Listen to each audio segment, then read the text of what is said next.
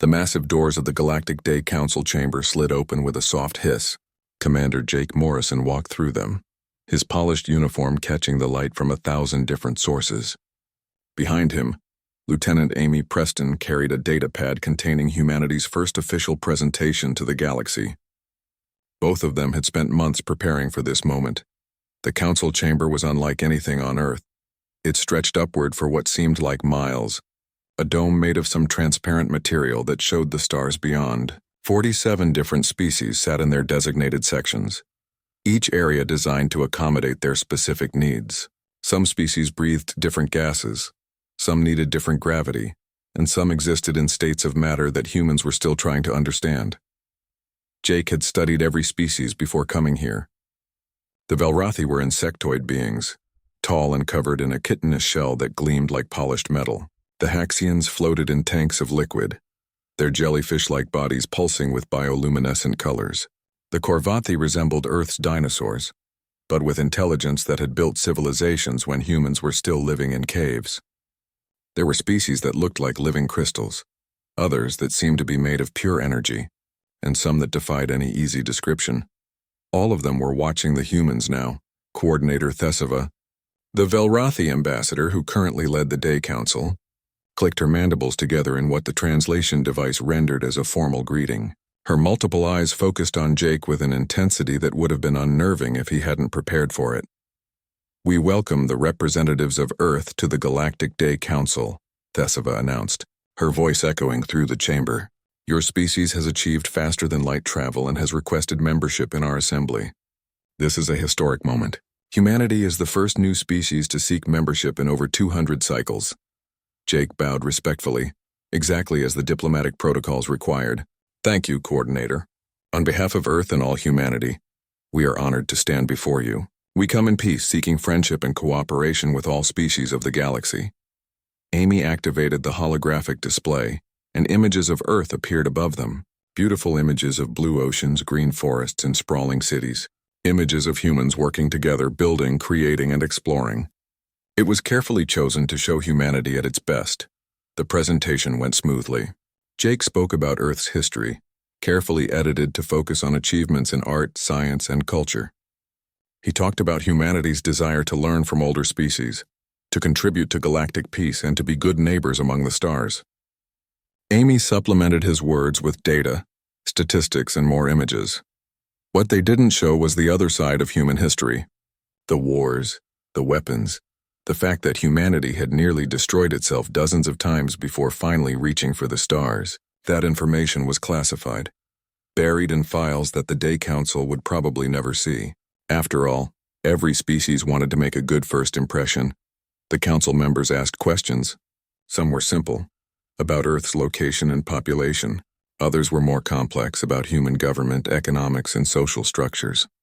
Jake answered each one carefully, always maintaining the image of humanity as a peaceful, cooperative species eager to join galactic civilization. A Korvathi elder named Speaker Voss leaned forward in his section. His reptilian features were ancient, scarred from centuries of life. "Commander Morrison, your species developed nuclear weapons before achieving spaceflight. This is unusual. Most species reach the stars first, then develop such destructive technology. Why did humanity follow a different path?" It was a trap question, Jake knew. The wrong answer could end humanity's chances at membership. He chose his words carefully. "Speaker Voss, humanity's path was indeed difficult. We faced many challenges and made many mistakes, but we learned from those mistakes. We chose cooperation over destruction. We chose to reach outward instead of fighting among ourselves. That choice brought us here today." The answer seemed to satisfy most of the council members.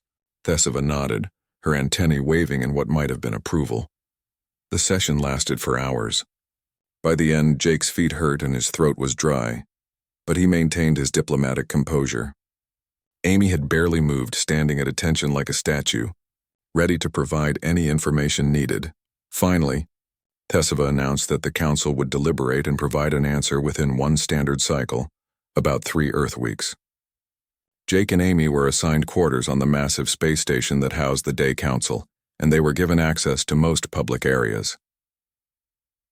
That evening, in their assigned quarters, Jake finally relaxed. He removed his uniform jacket and sat down heavily on the strange alien furniture that adjusted to his body. We did it. We actually did it. Amy poured them both water from Earth, one of the few things they had brought with them. We presented well. But did you notice how some of them looked at us? Like we were prey animals, Jake said quietly. Yeah, I noticed. The Zalok delegation especially. They barely hid their contempt. Jake had noticed that too. The Zalok were another predator species, but they had been part of the Day Council for centuries. They looked almost humanoid, but with scaled skin and eyes that held no warmth. During the entire presentation, their delegation had radiated dismissal and barely concealed hostility. They think we're weak, Amy continued. They see us as newcomers, primitives who got lucky with FTL technology. Let them think that, Jake replied. Our job is to make friends, not enemies. If they underestimate us, that's their problem. But even as he said it, Jake felt a small knot of worry in his stomach.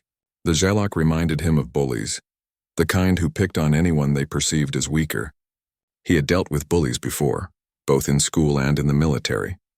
They usually kept pushing until someone pushed back. He shook off the thought. They were here to be diplomatic. Earth had sent its best people, its most peaceful representatives. Whatever happened, they would handle it with words and negotiations, not violence. Over the next 2 weeks, Jake and Amy attended various council functions. They met with different species, learned about galactic trade and politics, and began to understand the complex web of alliances that held the Day Council together. Most species were welcoming, curious about the newcomers. A few were distant but polite. Only the Zalok remained openly hostile. On the 15th day, Jake was invited to a private meeting with a Zalok commander named War Leader Kreth. Amy advised against going, but diplomatic protocol required it. He went alone, as requested, to a section of the station designated for Zalok use. Kreth was larger than most Zalok, with scars covering his scaled skin. He looked at Jake the way a cat might look at a mouse. Human, your species interests me. You come here weak and small, begging to join the council. Do you know what happens to weak species in this galaxy? Jake kept his expression neutral. I'm here as requested, War Leader. What did you wish to discuss? Weakness is not tolerated. The strong survive. The weak serve or disappear. Kreth circled Jake slowly. Your species will learn this lesson. Perhaps sooner than you think. It wasn't a diplomatic statement. It was a threat. Jake filed it away in his memory, maintaining his calm exterior even as his mind began calculating options. The Day Council exists to prevent such thinking. We are all equals here. Kreth laughed, a harsh sound that the translator rendered with disturbing accuracy. Equals, you truly believe that? How naive. The meeting ended shortly after. Jake returned to his quarters and immediately sent an encrypted message to Earth. The message was simple. Potential hostile contact. Recommend elevated alert status for all outer colonies. Amy read the report and looked worried. Do you think they'll actually try something? I don't know, Jake admitted. But I'd rather be paranoid and wrong than unprepared and sorry. The message reached Earth 2 days later. Admiral Claire Bennett, head of Earth Defense Command, read it 3 times. Then she quietly activated contingency protocols that had been prepared, but never tested. Defense satellites were repositioned. Fleet elements moved to higher readiness states. Colonial militias received updated orders. On the surface, nothing changed. Earth continued its diplomatic charm offensive with the Day Council. But underneath, humanity began preparing for the possibility of war. Back on the council station, Jake continued his diplomatic duties, smiling and shaking hands or whatever appendages various species offered. But he slept less soundly now, and he made sure to know where every emergency station was located. The galaxy thought it knew humanity, a young species eager and naive, trying to find its place among the stars. They saw the peaceful facade and assumed it was all there was to see. They had no idea what lay beneath. Captain Ryan Hughes was drinking coffee in the pilot's chair when the alarm started screaming. He jerked forward, hot liquid spilling across his lap, but he ignored the burn. His eyes went straight to the sensor display, and what he saw there made his blood run cold. 23 ships had just appeared at the edge of the New Dakota system. Big ships, warships, and their identification signatures marked them as Zalok Empire vessels. Ryan commanded the Horizon's Dream, a civilian transport ship that ran supplies between Earth's outer colonies. He wasn't a military man. though he had served in the Merchant Marine before moving to space. His ship had exactly 0 weapons and armor that might stop a micrometeorite, but certainly wouldn't stop a military-grade missile. "All hands to stations," he called over the intercom, trying to keep his voice steady. "This is not a drill. We have hostile contacts in system." His co-pilot, a young woman named Kelly Porter, was already pulling up communication channels. "Captain, I'm getting broadcasts from the Zalok fleet. They're transmitting on all frequencies. Put it through." The voice that came through was cold, translated by the same universal devices that allowed different species to communicate. "Attention, human colony of New Dakota. The Zalok Empire hereby claims this system and all its resources. You have 1 standard hour to surrender. Resistance will result in total extermination. Your species is weak. You will learn to serve or you will cease to exist." Kelly's hands were shaking. "Captain, they can't be serious. The Day Council laws forbid unprovoked aggression. They'll start a war." Ryan was already calculating distances and jump coordinates. "Get me a line to the colony, now, and start plotting emergency jumps to every inhabited system within range. We need to spread the word." On New Dakota's surface, Governor Linda Hayes was in her office when the warning came through. She had been reviewing crop reports, planning next season's planting schedules. Now she was staring at tactical displays that she hadn't looked at in 15 years. Linda had retired from the Colonial Marines after 20 years of service. She had come to New Dakota to farm, to live peacefully, to forget about war. But she had never stopped being a Marine. She had never forgotten her training. And when she helped establish New Dakota, she had insisted on certain preparations just in case. Most of the colonists thought she was paranoid. Now they would understand. She activated the emergency broadcast system. "All civilians, this is Governor Hayes. We are under attack by hostile forces. Proceed immediately to designated shelters." "This is not a drill. I repeat, this is not a drill. Militia members, report to your assigned positions. Remember your training. We will get through this." Her assistant, a young man named Peter Grant who had never seen combat, looked terrified. "Governor, there are families out in the fields. Children at the school." "How do we follow the plan?" Linda cut him off. "Every family knows where their shelter is. The teachers know the drills. We move fast, we stay calm, and we trust our preparations." She pulled up a communication channel. "Get me Defense Coordinator Martin Lee, now." Martin Lee was in the primary defense bunker when the call came through.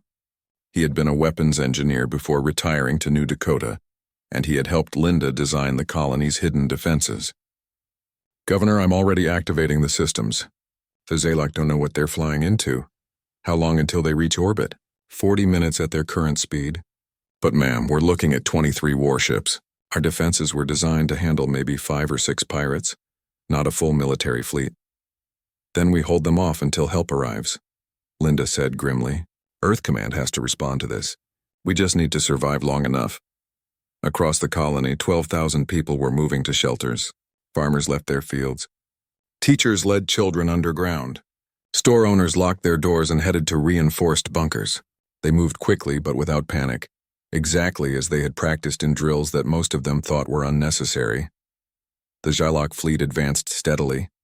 War Leader Kreth stood on the bridge of his flagship, watching the primitive human colony on his screens. They scramble like insects. No orbital defenses worth mentioning. 1 outdated weapons platform and 2 patrol craft that probably have less firepower than our shuttles. His second in command, a younger Zalok named Strike Captain Veth, seemed uncertain. "War Leader, the Day Council will demand explanations. Earth may file a formal protest." Kreth laughed, a harsh sound. "Let them protest. By the time the Council acts, this world will be ours. The humans will learn their place. Other species will see what happens to the weak. Our empire will be strengthened, and the Council will do nothing because they fear conflict. And if Earth retaliates? With what? They have perhaps 50 ships total, scattered across a dozen colonies. Their technology is centuries behind ours. They are prey animals playing at civilization. Today they remember what they truly are." The fleet split into 3 groups. 1 remained in high orbit. 1 moved toward the orbital platform and patrol craft. The 3rd headed for the planet's surface carrying landing troops. Captain Ryan Hughes had jumped his transport ship to the edge of the system, far enough to be safe but close enough to observe and relay information. "Kelly, are you recording all of this?" "Every second, Captain." I'm also broadcasting on emergency channels. Someone has to hear this. They watched as the Jalak fleet engaged the orbital defenses. The platform and patrol craft fought bravely, but they were outmatched from the start. The platform took direct hits, its shields failing within minutes. The two patrol craft tried to use their speed, darting into fire and then retreating, but it was like mosquitoes attacking elephants. Within 15 minutes, all three defensive positions were destroyed. They never had a chance, Kelly whispered. Ryan's jaw was tight. No, but they bought time. Keep recording. The Jalak landing force approached the planet. 36 troop carriers escorted by fighter craft. They descended through the atmosphere in a standard military formation, heading for the primary settlement where most of the colonists lived. Martin Lee watched them come on his screens deep in the defense bunker. Next to him, a young militia volunteer named Chris Walker looked scared. "Sir, there are so many of them." "Numbers aren't everything, son," Martin said calmly. He activated the communication channel to all defense positions. "All stations, weapons free. Let's show these bastards that humans bite back." The Jalak expected an easy landing. They expected perhaps some small arms fire from civilians easily suppressed. They expected fear and surrender. They got something very different. When the first landing craft hit optimal altitude, the water towers opened up. The towers weren't actually water towers. They were disguised railgun emplacements, each one capable of launching hypervelocity slugs with enough force to punch through starship armor. 6 towers fired simultaneously, tracking their targets with military precision. 3 Jalak landing craft exploded in midair. The others scattered, their formation broken, their pilots suddenly realizing this wasn't the soft target they had expected. Then the silos opened. What looked like simple farm storage buildings revealed their true nature as the roof slid back and missile racks emerged. Surface-to-air missiles equipped with the most advanced tracking systems Earth had developed, launched in waves. 2 more landing craft went down. Then another. Then 2 more. Aboard his flagship, War Leader Kreth stared at his screens in disbelief. "What is this?" "They're farmers. Where did they get military weapons?" Strike Captain Veth was rapidly analyzing the data. "Commander, those weapons signatures don't match anything in our database. The power levels are far beyond what we expected from such a young species." "All craft, evasive action," Kreth ordered. "Deploy countermeasures. Fighter escorts suppress those ground positions." The Jalak fighters dove toward the surface, targeting the railgun positions and missile silos. But the ground defenses had shields, another surprise. Not strong shields, but enough to absorb the first wave of attacks. And in those precious seconds, the colonists fired again. By the time the landing force actually reached the ground, it had been reduced by more than half. 21 landing craft instead of 36. Still a significant force, but now the Jalak troops were shaken, uncertain. This was supposed to be easy. The troops that made it to the ground found themselves facing not panicked civilians but organized militia positions. Men and women who had trained for this, who had prepared, who were fighting to protect their families. In a fortified position outside the main settlement, a farmer named Danny Reed sighted down his rifle at approaching Jalak soldiers. Next to him, his neighbor Karen White checked her ammunition. "Just like practice," she muttered. "Just like practice. Except this time they shoot back," Danny replied. Then the Jalak were in range and there was no more time for talk. Captain Ryan Hughes, still watching from the edge of the system, had already sent jump-capable drones toward the nearest human colonies and toward the Day Council station. The drones carried full recordings of everything that had happened. Evidence, proof of unprovoked aggression. "How long until Earth can respond?" Kelly asked. "If they scramble everything immediately, maybe 2 hours. Maybe less if they use the emergency protocols." "Will the colonists last that long?" Ryan looked at the tactical display, at the symbols showing. Deep beneath Geneva, in a facility that officially didn't exist, Admiral Claire Bennett stood before a wall of screens. Each screen showed a different aspect of Earth's military capabilities, systems that had been built in secret over the past 30 years. Since first contact with alien life, humanity had hoped for peace but prepared for war. Now that preparation would be tested. The war room was filling with officers, each one called from their normal duties by Code Black. Colonel Marcus Webb arrived first, still pulling on his uniform jacket. "Admiral, I got the alert. New Dakota is under attack. Full Jalak assault force," Claire confirmed. 23 warships, at least 30 landing craft that we know of. They're targeting civilians. Her voice was steady, but her eyes were hard. How long until the rapid response group can jump? Marcus was already at a tactical station, his fingers flying across controls. The Vengeance battle group is at Station Kepler. They can be at New Dakota in 40 minutes. But Admiral, they're looking at 15-to-1 odds. The Vengeance, 3 destroyers and 8 corvettes against a full Zalok warfleet. What about reinforcements? The Titan battle group can be there in 90 minutes. The Guardian group in 2 hours. If we pull everything, we could have maybe 50 ships there within 3 hours. Claire shook her head. We don't have 3 hours. The colonists need help now. She pulled up the communication channel to Station Kepler.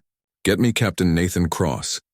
Nathan Cross had been in the middle of a training exercise when the alert came. Now he stood on the bridge of the EDS Vengeance, humanity's first true battlecruiser, watching his crew scramble to battle stations.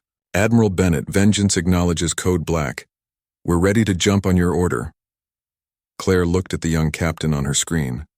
He was only 32, but he had trained for this his entire career. Captain, you're going into a fight you probably can't win. 12 ships against a force that outnumbers you badly. I need you to buy time for the colonists and for reinforcements to arrive. Nathan's expression didn't change. Understood, Admiral. My orders? Weapons free. No restrictions. Show them what human warships can do. Make them regret starting this fight. With pleasure, ma'am. Nathan turned to his crew. All ships, battle group formation Alpha. Prepare for emergency jump. Navigation. Plot the fastest route to New Dakota. Weapons. I want all systems online and ready to fire the moment we exit jump space. Tactical. Start running combat simulations based on what we know about Zalok ships. Find their weaknesses. His executive officer, Commander Helen Price, moved to his side. Sir, the odds? I know the odds, Helen. I also know that there are 12,000 civilians on New Dakota, including children. The Zalok want to enslave or kill them. That's not happening on my watch. The Vengeance and its escorts entered jump space, disappearing from normal space in flashes of distorted light. On New Dakota, Governor Linda Hayes was in the command bunker, coordinating the defense. Reports were coming in from all over the colony. The fighting was fierce, but the colonists were holding.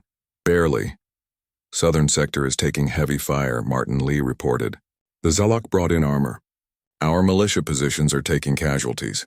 Linda studied the tactical map. Redirect Battery 7 to support the southern sector. Tell the militia to fall back to secondary positions. We make them pay for every meter. A young communication officer named Beth Murphy called out, Governor, we're getting a transmission from orbit. It's a human ship, the Horizon's Dream. Captain says he's been watching the battle and has sent word to Earth Command. Patch him through. Ryan Hughes's voice came over the speakers, tense but controlled. Governor Hayes, this is Captain Hughes. Help is coming. Earth is scrambling military assets. You need to hold on. How long, Captain? Best estimate, 40 minutes for the first wave.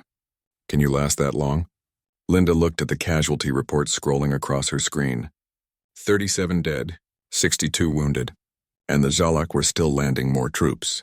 We'll last, Captain. We're Marines, farmers, and stubborn as hell. Tell Earth to hurry. In the trenches outside the main settlement, Danny Reed was learning that farming and fighting required similar skills. Patience, precision, knowing the land. He had positioned himself in a depression that gave him a perfect view of the approach route the Zalok were using. Next to him, Karen White was acting as his spotter. 300 meters moving in standard sweep formation. Count 12 hostiles. Danny adjusted his aim. The rifle he held wasn't the simple hunting weapon it appeared to be. It was a military-grade precision weapon, hidden on New Dakota just like all the other defenses. Gotcha, he fired. The Zalok soldier leading the formation went down.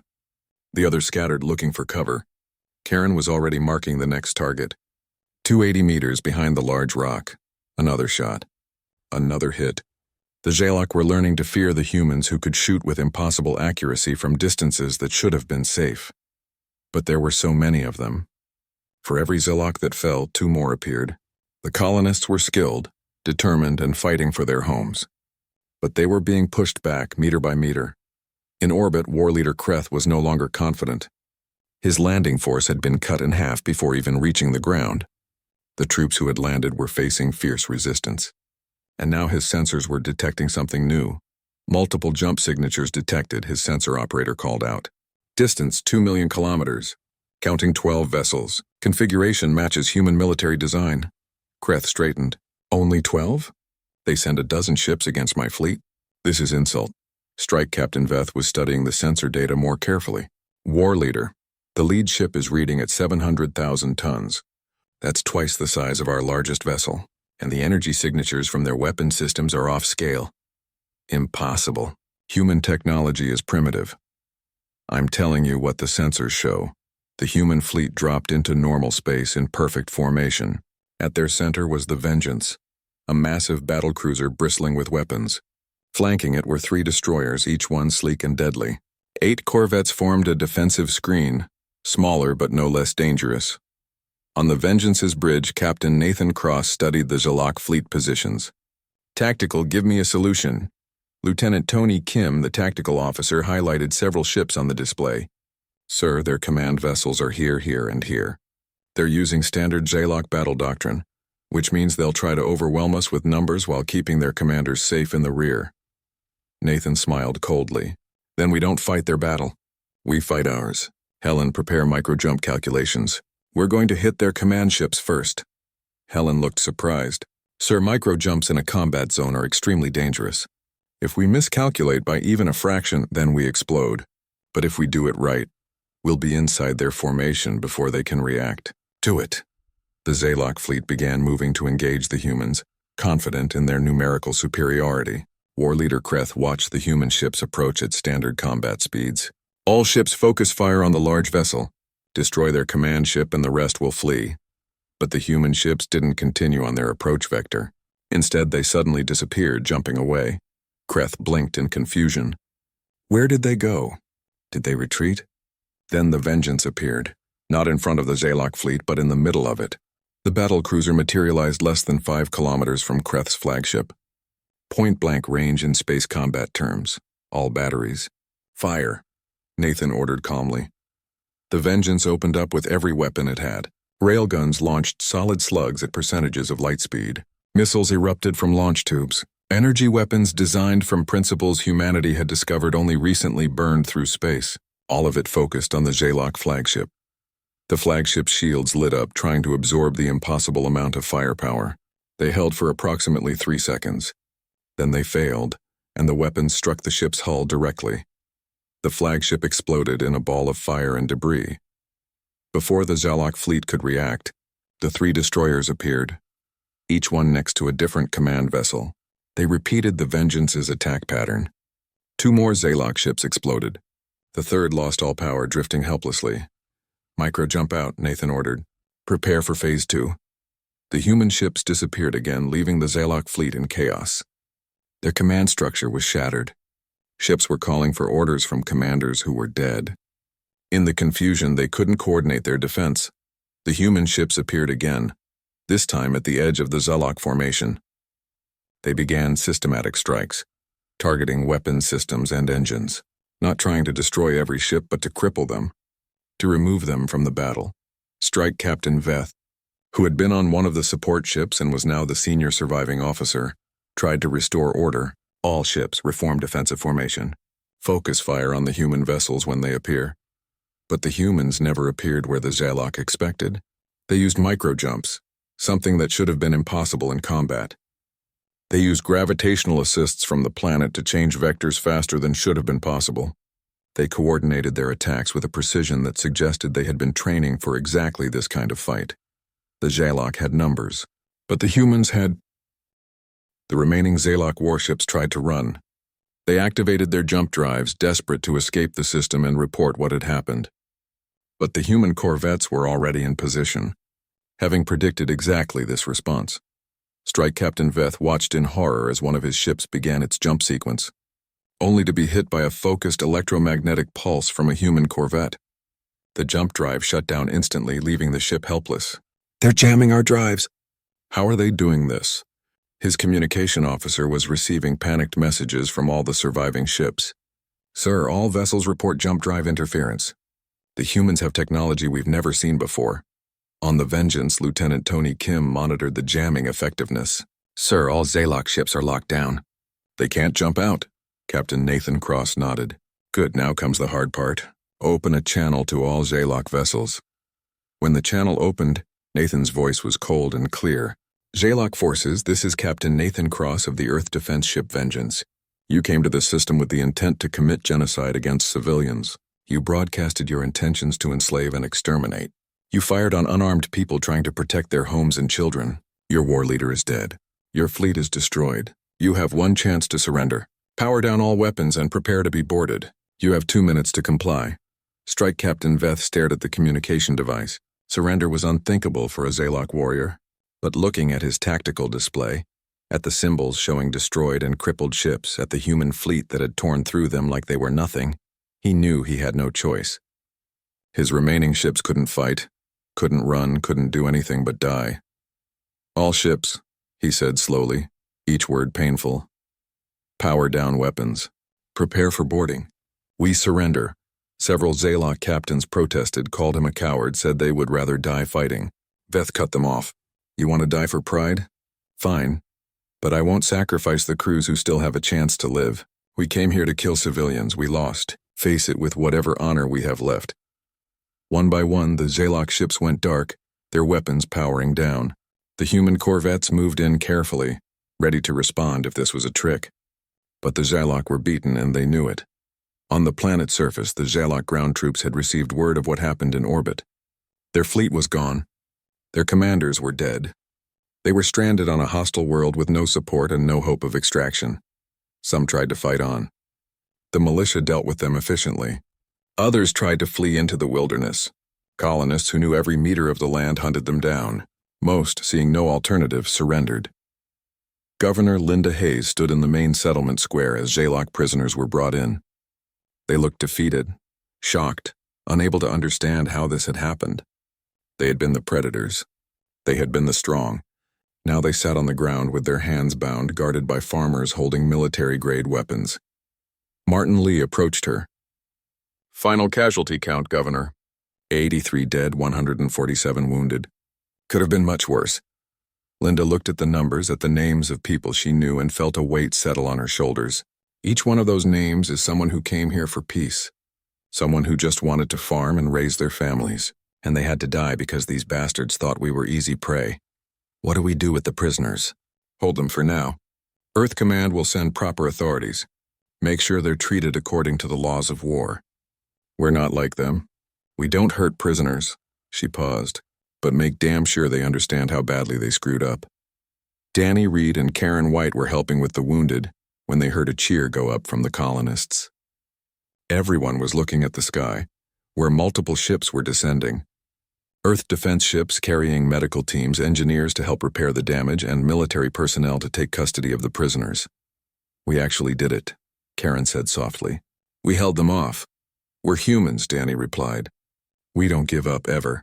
In orbit, Captain Nathan Cross was coordinating with the newly arrived Titan battle group when he received a transmission from Captain Ryan Hughes on the Horizon's Dream.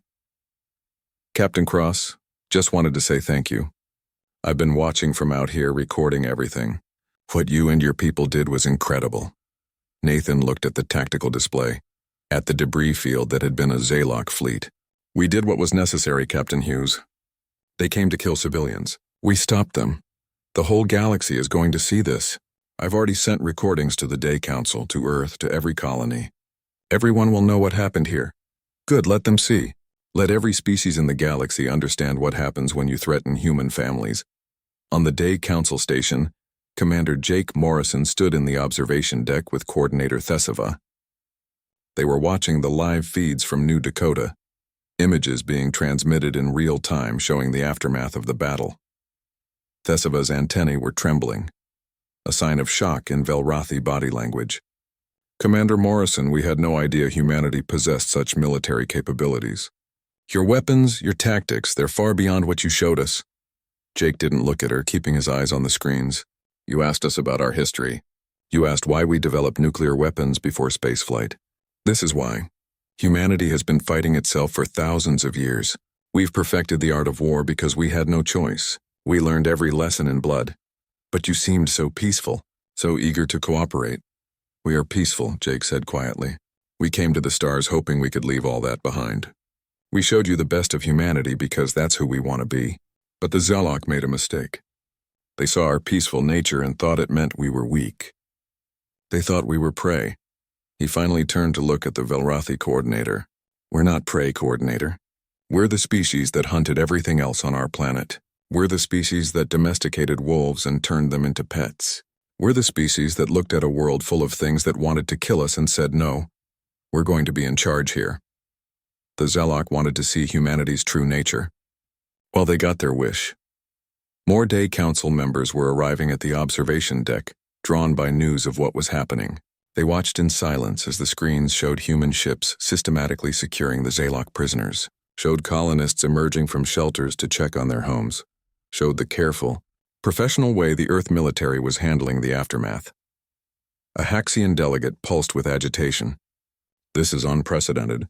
A new species, barely part of the galactic community, destroying an entire Zalok war fleet. How is this possible? Speaker Voss, the old Korvathi elder, had been watching quietly. Now he spoke, his voice carrying the weight of centuries. Because we underestimated them. We saw a young species and assumed they were children. But humanity isn't young where it matters. They've been killing each other with increasing efficiency for millennia. We had peace for so long we forgot what true predators look like. Another delegate, a crystalline being that communicated through light patterns, asked, "What do we do now? If humanity has this kind of military power, they could threaten any of us." Jake answered before anyone else could. "Humanity has no interest in threatening anyone. We want peace. We want cooperation. We want to explore, to learn, to build something better than what we left behind on Earth. But we will defend ourselves. We will protect our people, and we will respond to aggression with overwhelming force. The choice is yours. Be our friends or be our enemies. But understand that if you choose to be our enemies, what happened to the Zalok will happen to you." The observation deck fell silent. On the screens, human Marines were helping colonists clear rubble, setting up medical stations, distributing supplies. The same people who had just destroyed a war fleet were now helping civilians, showing kindness to the wounded, treating prisoners with dignity.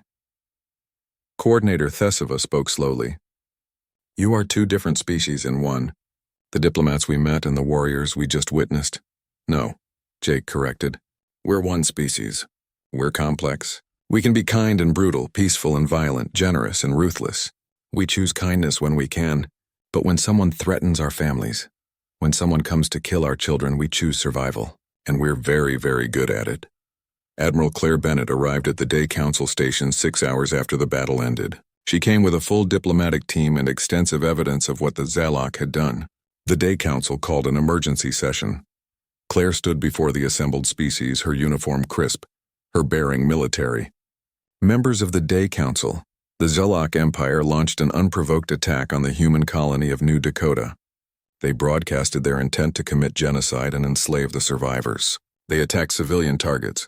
They killed 83 people whose only crime was trying to farm and raise families in peace." She activated a holographic display. "This is the complete record of the attack, recorded by Captain Ryan Hughes of the transport ship Horizon's Dream. You will see the Zalok arrival. You will hear their broadcast.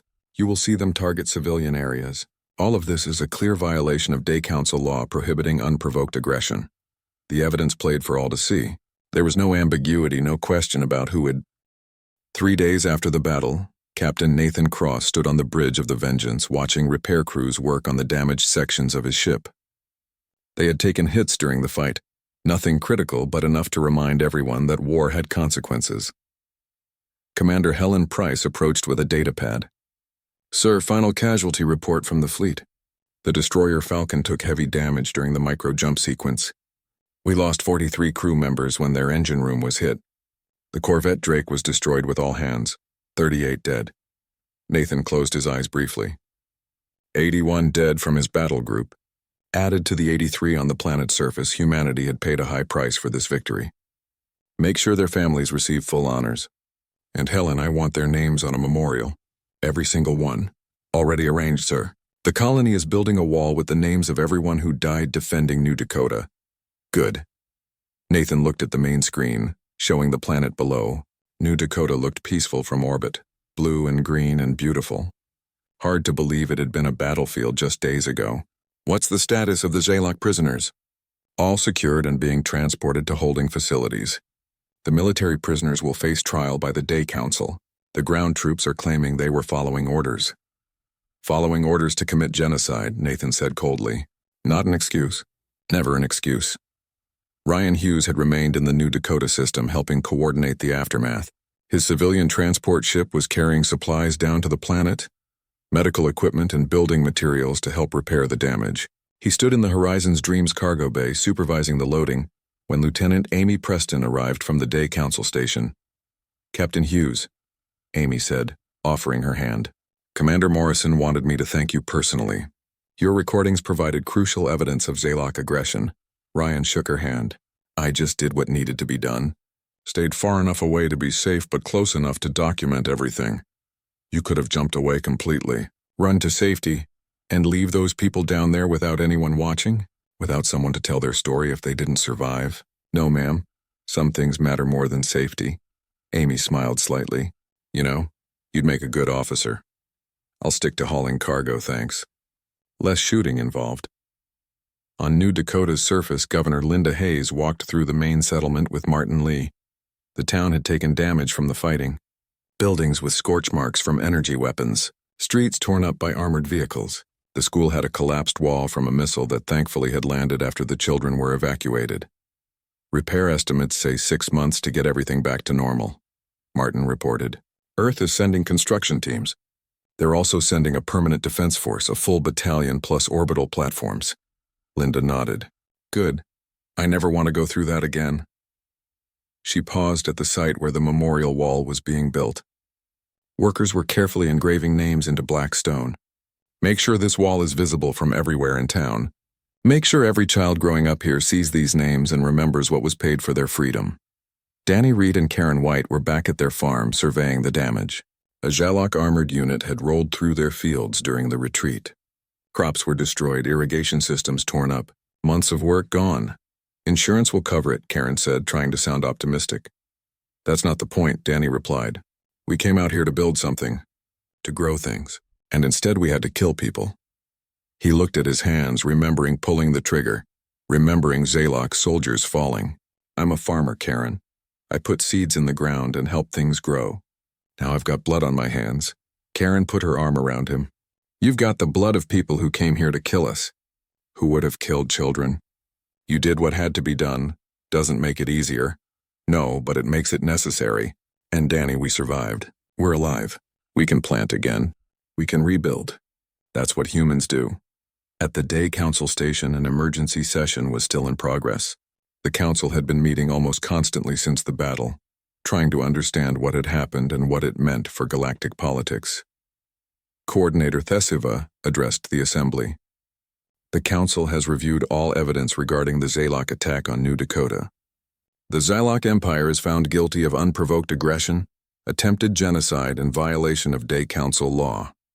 Sanctions will be imposed, reparations will be paid, and the Zaylock Empire's voting rights in this council are suspended for 10 cycles.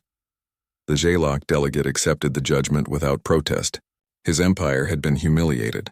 Trying to argue would only make things worse. Additionally, Thesiva continued, humanity's application for Day Council membership is approved. Earth will have full voting rights and representation in this assembly. Commander Jake Morrison stood to accept. On behalf of humanity, we thank the Council. We come in peace and in hope of cooperation with all species. Speaker Voss raised a claw. Commander Morrison, the Council must address humanity's military capabilities. We were not informed of the true extent of your weapons technology. Jake chose his words carefully. Speaker, Earth disclosed all information required by membership protocols. We provided accurate data on our ships, our population, and our territory. We did not lie about anything. We simply did not advertise the full extent of our defensive capabilities. Some would call that deception. I would call it prudent caution. Humanity is new to galactic politics. We didn't know who we could trust. The Zaylock attack proved our caution was justified. A murmur went through the assembly. Several delegates nodded in agreement. Admiral Claire Bennett stepped forward. If the Council wants transparency, here it is. Earth has approximately 200 military vessels. ranging from corvettes to battle cruisers.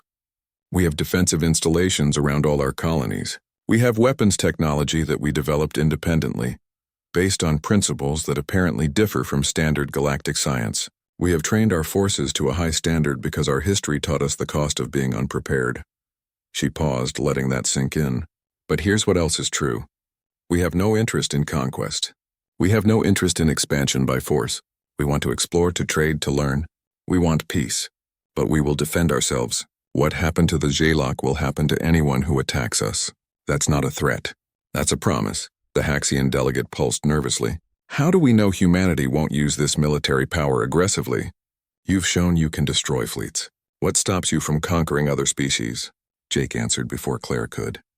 What stopped us was our choice. Earth could have come to the stars with warships. We could have demanded territory.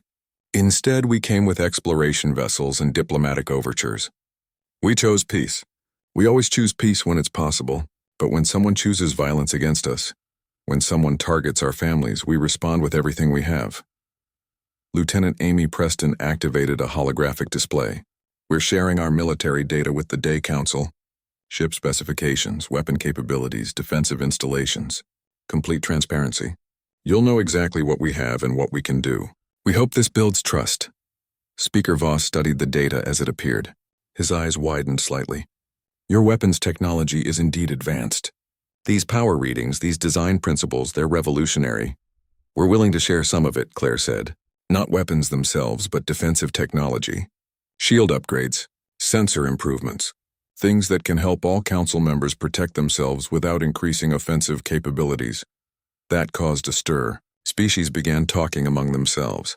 The idea of new defensive technology was appealing, especially after seeing what the Zalok had tried to do. Coordinator Theseva called for order. This is generous, Admiral Bennett. Why would humanity share such valuable technology? Because peace is more valuable, Claire replied. If all Day Council members can defend themselves better, there will be less incentive for aggression. Everyone will be safer. That's the galaxy we want to live in. Over the next few weeks, the aftermath of New Dakota rippled through galactic politics. The Jalak Empire, humiliated and facing sanctions, withdrew from several border territories. Other aggressive species reconsidered expansion plans. Several neutral species approached Earth about trade agreements and defensive pacts. Captain Nathan Cross was awarded the Solar Star, Earth's highest military honor. So were the crews of the Drake and Falcon posthumously. Governor Linda Hayes received commendations from Earth government. The New Dakota militia members became heroes, their story told across all human colonies. But not everyone saw them as heroes. Danny Reed sat in his rebuilt farmhouse one evening, reading messages on his datapad. Most were supportive, but some called him a murderer, said the colonists had used excessive force, claimed humanity had revealed itself as the real monsters. Karen found him staring at the screen. You're reading the hate mail again. Some people think we should have just surrendered, that we should have let the Zalok take the colony rather than fight. Those people weren't here. They didn't hear the Zalok broadcast. They didn't see the landing craft coming to kill everyone. She sat beside him. Danny, we did what we had to do. We survived. That's all that matters. I keep thinking about the 6 months after the Battle of New Dakota. The galaxy had settled into a new normal. Human colonies continued to expand peacefully. Trade agreements flourished. Scientific cooperation increased.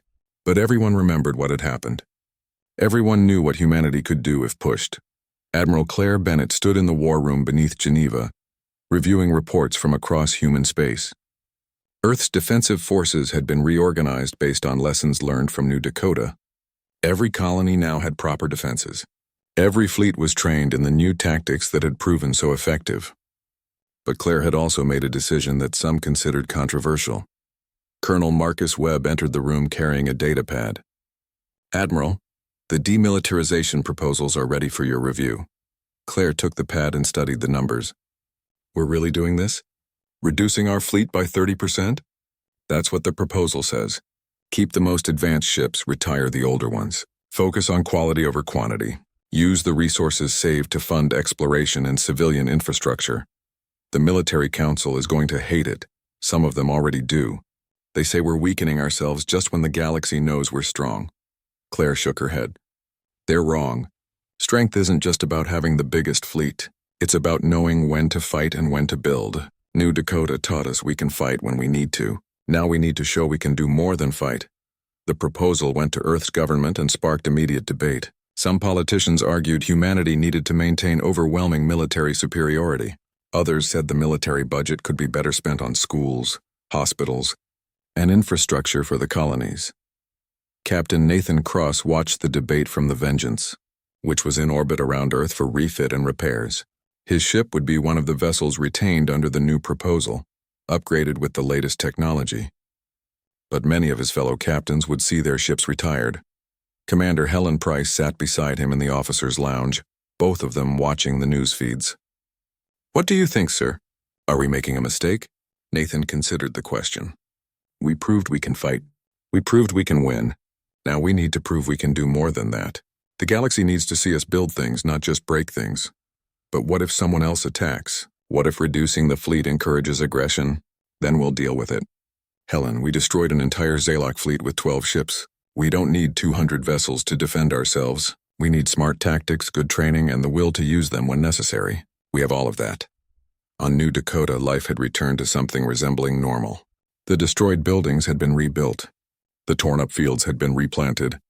The memorial wall stood in the town square, its black stone engraved with names that everyone who passed by read silently. Governor Linda Hayes stood before the wall on the 6-month anniversary of the battle. Around her were gathered colonists, survivors, family members of those who had died. It was a solemn ceremony, but not a sad one. They were honoring the dead but celebrating survival. 6 months ago, this colony faced extinction, Linda said, her voice carrying across the square. The Zalok came here expecting to find easy prey. They expected us to panic, to surrender, to die quietly. They were wrong about everything. She gestured to the memorial. These names represent people who refused to be victims. Farmers who picked up weapons. Teachers who led children to safety. Ordinary people who did extraordinary things. They're heroes, every one of them. But here's what the Zalok didn't understand, what the galaxy is still learning about humanity. We don't want to be warriors. We want to be farmers, teachers, engineers, artists. We want to build and create, not destroy. But when someone forces us to fight, when someone threatens our families, we fight with everything we have, and we win. The crowd was silent, listening. Today, we dedicate this memorial. But we also dedicate ourselves to making sure those 83 people didn't die, just so we could survive. They died so we could thrive, so we're going to do exactly that. We're going to make this colony better, stronger, more beautiful than it was before. We're going to prove that humanity doesn't just survive, we flourish. Danny Reed stood in the crowd with Karen White. They were holding hands, both of them looking at the memorial. Danny's name was on another plaque nearby, listing the militia members who had defended the colony. He still had nightmares sometimes, still saw Zalok soldiers in his dreams, but therapy was helping and so was work. "I planted the south field yesterday," he said quietly. "First time since the attack that I could work that land without seeing the battle." "That's progress," Karen replied. "Healing takes time. The crops are going to be good this year. Really good. Like the land wants to prove something. Maybe it does. Maybe we all do." At the day council station, humanity's presence had become routine rather than remarkable.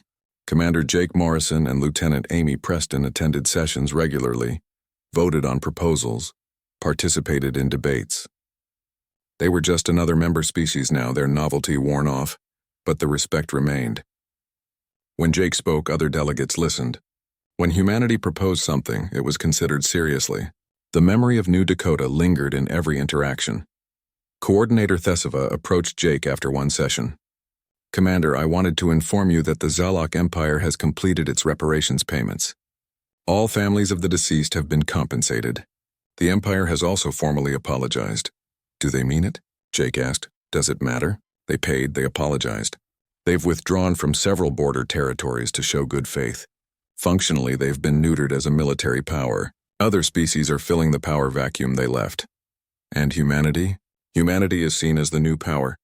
The question is what you'll do with that status." Jake smiled slightly. "We're going to explore.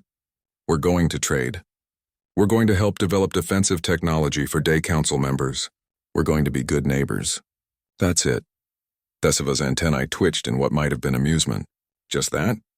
Nothing more ambitious? Speaker Voss asked me once whether humanity would be feared or respected. We choose respected. Fear is temporary. Respect lasts. Over the following year, humanity lived up to Jake's words. Earth shared defensive shield technology with 6 different species.